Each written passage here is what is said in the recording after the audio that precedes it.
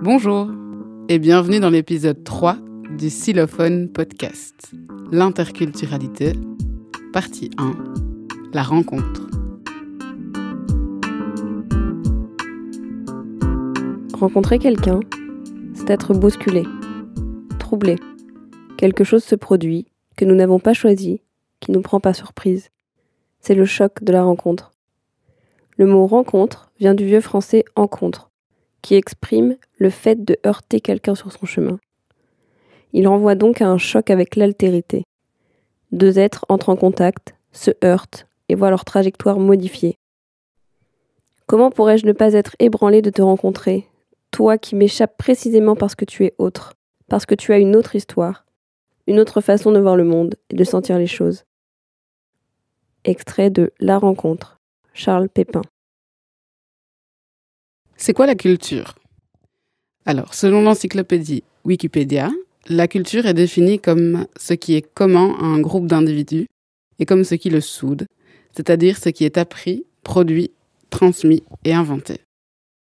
Au SCI, on voit la culture comme un ensemble de normes et de valeurs véhiculées dans les groupes auxquels on appartient. La culture existe grâce aux personnes qui la vivent. Elle est définie comme ce qui est commun à différents individus et elle peut être basée sur le territoire, la famille, le lieu de vie ou un loisir comme la musique ou le sport par exemple. En résumé, la culture c'est un peu le terreau dans lequel l'identité se forme. Mais en fait, c'est quoi l'identité ? Bon alors, selon le dictionnaire Larousse, l'identité c'est le caractère permanent et fondamental de quelqu'un, d'un groupe qui fait son individualité, sa singularité. Nous, au SCI, on pense l'identité comme un ensemble de différentes choses qui nous définit et forment un tout cohérent. En fait, c'est un peu comme si notre identité était une grande tapisserie, réalisée avec des fils différents, issus des environnements dans lesquels en fait on baigne depuis notre enfance, quoi. C'est précisément cet assemblage de couleurs, si on veut rester dans la métaphore de la tapisserie, qui rend notre identité unique. En fait, selon notre entourage, nos lieux de vie, nos espaces de travail ou d'études, notre identité, elle change. Elle évolue constamment. Ça rejoint un peu la théorie du fleuve, qui n'est jamais le même à deux endroits. Lui aussi, il change, il bouge, un peu comme nous. Mais bref, revenons à l'interculturalité. Est-ce que finalement, il y a une différence avec la multiculturalité ? Alors oui, mais pour ça, on va commencer par définir ce que c'est la multiculturalité.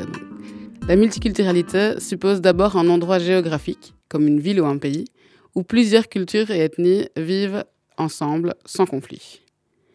Selon Cohen-Emerick, le multiculturalisme prône la coexistence de communautés culturelles différentes, avec la liberté pour chacune d'entre elles de maintenir sa propre culture. C'est un peu comme l'image du salad bowl new-yorkais, qui désigne un lieu où cohabitent plusieurs communautés culturelles et qui peuvent pourtant garder leur identité séparée. Le concept d'interculturalité, lui, va un peu plus loin, puisqu'il sous-entend la rencontre de ces identités. On ne parle pas de rencontre sur un marché ou dans un magasin, non, ça c'est plutôt du vivre côte à côte. Mais d'après le CBAI, l'interculturel, c'est aller au-delà de la simple tolérance de l'autre. C'est arriver à faire l'effort de s'intéresser à l'autre et prendre conscience de la partie immergée de son iceberg culturel. Bon, en fait, l'iceberg, c'est une image qui a été développée par un anthropologue, Clyde Lucon, qui considère que chaque personne a un iceberg culturel avec un côté émergé et un autre côté immergé. Le côté émergé, en fait, c'est ce qu'on voit de la culture de l'autre et que lui ou elle voit de notre culture. C'est le plus ou moins connu, les éléments culturels visibles dont nous sommes tous et toutes conscients et conscientes, comme la langue, les règles de politesse, la tenue, les comportements externes, les habitudes, parfois la religion aussi. Alors le côté immergé, quant à lui, c'est les éléments culturels qui ne sont pas visibles et qui pourtant, au même titre que les éléments visibles, voire même encore plus d'ailleurs, ont un impact sur l'identité de chaque personne. Donc là, ce sont plutôt les normes et les valeurs, les préjugés, la vision du monde. Ce côté immergé, il est si intrinsèque à l'autre qu'on peut parfois ne même pas le soupçonner. Et pourtant, il existe.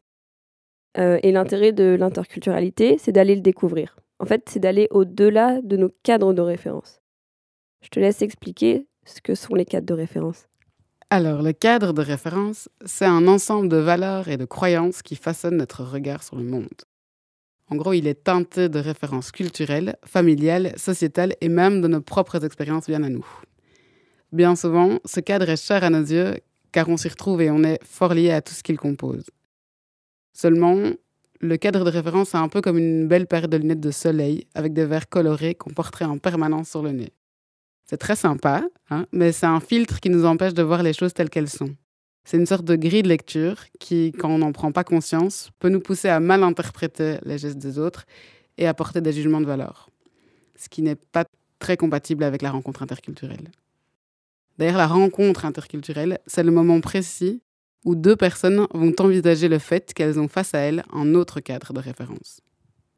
Et alors la question qu'on pourrait se poser, c'est pourquoi c'est important de créer cette rencontre ? Pourquoi elle est fondamentale, la rencontre interculturelle dans la société ? Alors si je peux répondre, tout d'abord pour se sensibiliser et prendre conscience de notre propre culture et notre propre cadre de référence. Du coup, ça nous fait prendre conscience de toutes les autres cultures qui peuvent exister, de toutes les autres origines et histoires culturelles. Ensuite, la rencontre est importante pour éviter de créer des stéréotypes, des préjugés, qui peuvent rapidement mener à des comportements discriminatoires. Pour éviter aussi l'ethnocentrisme, c'est-à-dire la pensée que notre culture est supérieure aux autres et que les différentes cultures peuvent être hiérarchisées. Ensuite, elle est fondamentale dans la société et la rencontre interculturelle pour éviter ce que l'histoire a déjà connu, et connaît encore d'ailleurs, les maltraitances, la colonisation, l'exploitation, les génocides. Elle est importante pour être plus accueillant et accueillante, pour plus de mixité des populations. Elle nous permet de ne plus avoir peur de l'autre, du coup, de pouvoir vivre dans nos pays sereinement, nos pays où l'immigration de plusieurs nationalités est une richesse. Mais aussi, au vu des interactions qui se font de plus en plus à travers le monde, elle est importante pour être plus bienveillant et bienveillante dans les relations avec l'autre bout du monde, qu'elles soient professionnelles ou personnelles d'ailleurs. Enfin, elle est fondamentale dans la société, cette rencontre, parce qu'elle nous permet de créer des solutions innovantes à divers enjeux internationaux.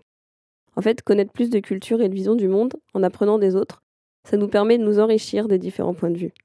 Enfin, pour finir, la rencontre interculturelle est importante tout simplement pour un respect mutuel de tous les êtres humains, envers tous les autres êtres humains.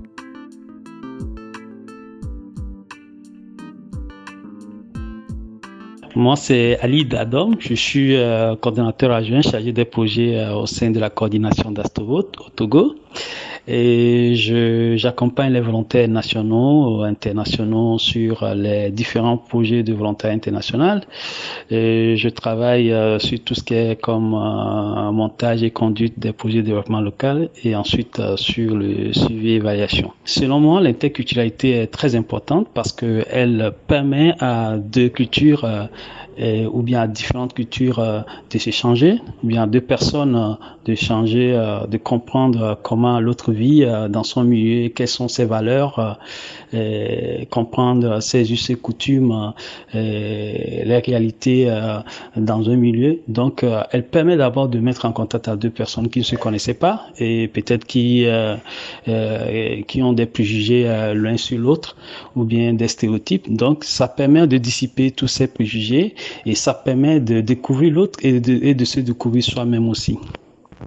Effectivement, il faut des bases pour l'interculturalité et moi, je commencerai par la confiance parce que je me dis, avant d'aller vers l'autre, il faut un minimum de confiance. C'est vrai que c'est difficile d'établir immédiatement la confiance avec quelqu'un qu'on ne connaît pas, mais la confiance, je pense que le contact commence avec ça. Ensuite, l'acceptation de l'autre, c'est-à-dire que vous acceptez que l'autre peut vivre comme ça et vous acceptez ses valeurs, vous acceptez ses coutumes, vous acceptez ses traditions. Donc, il faut quand même cette acceptation et ensuite le respect, parce que l'autre, il faut un minimum de respect. Et lorsqu'on voit la personne, il faut la respecter comme il est. Et voilà. Bon, je pense qu'on peut établir avec ça, on peut avoir de bonnes bases d'interculturalité. Et c'est ça aussi qui permet de découvrir l'autre et de se découvrir soi-même aussi. Nous avons recueilli le témoignage de notre partenaire jordanien, Hamza, de l'association SSD. Pour l'occasion, Sergio du SCI lui prête sa voix. Alors, je m'appelle Hamza et je suis de Jordanie et je viens d'avoir 30 ans. L'interculturalité, c'est pas quelque chose de nouveau pour moi. Et c'est pour cette raison qu'il y a 2 ans, avec un bon ami, on a décidé de créer notre ONG à Ajloun, en Jordanie, pour justement apporter cette atmosphère interculturelle à notre communauté locale. Alors, pour moi, les rencontres interculturelles sont importantes, car j'ai besoin de découvrir plus de dimensions de la vie, de connaître les autres, leurs rêves, leurs aspirations et leurs désirs, afin que les similitudes entre nous soient plus grandes en fait que les différences. Nous devons être conscients de nous-mêmes d'abord, pour ensuite explorer ceux qui nous entourent. Et ainsi, je pense que cela peut contribuer à la paix de nouveau à plein de niveaux et surtout à l'acceptation des autres avec toutes leurs différences apparentes. Alors aujourd'hui, je suis en Hongrie et je fais mon projet CES à Budapest avec le SCI Hongrie. Et pendant cette expérience, justement, je vis tous les jours comme une rencontre interculturelle. Et jusqu'à présent, je n'ai rencontré personne de ma ville ou de mon pays. Et toute cette expérience est une excellente occasion de partager, que ce soit des normes ou des habitudes culturelles, et de pouvoir comprendre les mœurs de chacun. Cette expérience, en fait, élargit aussi les horizons et me donne le temps de parler, d'expliquer différents aspects de ma culture aussi. Et ça me laisse aussi suffisamment de temps pour réfléchir et penser à comment je peux développer des activités de promotion de l'interculturalité, que ce soit avec le SCI Hongrie ou avec mon organisation. Et pour toi, c'est quoi le... Et pour toi, c'est quoi? C'est quoi? C'est quoi le... Toi, c'est quoi? Et pour toi, c'est quoi le... Et pour toi, c'est quoi? La rencontre interculturelle. Je m'appelle Déborah. J'ai fait mon premier projet de volontariat avec le SCI il y a presque 20 ans. Et depuis, je suis volontaire animatrice au SCI. Quand on parle d'interculturalité, c'est une thématique qui me touche énormément. Je trouve qu'en fait, la relation interculturelle fait partie de ce qui fait justement la beauté du monde. Et je peux pas imaginer un monde où il y aurait pas la découverte d'autres cultures, ou un monde où on aurait tous la même culture et où il y aurait pas cette rencontre. Je pense que l'interculturalité nous fait grandir. Elle est belle en elle-même, mais elle permet aussi de comprendre l'autre et sans doute par là aussi d'accepter l'autre dans ses différences ou dans ses similitudes. C'est vrai que la rencontre interculturelle peut parfois, même peut-être souvent, être à sens unique. Mais je pense que même dans ce cas-là, c'est enrichissant. En tout cas, c'est comme ça que je le vois. Je veux pas non plus idéaliser la rencontre interculturelle parce que c'est vrai, et je pense que tous on a rencontré, on a fait face à ces genres de situations où en fait, cette rencontre peut choquer, heurter, agacer. Mais je pense que même dans ces cas-là, on en sort grandi.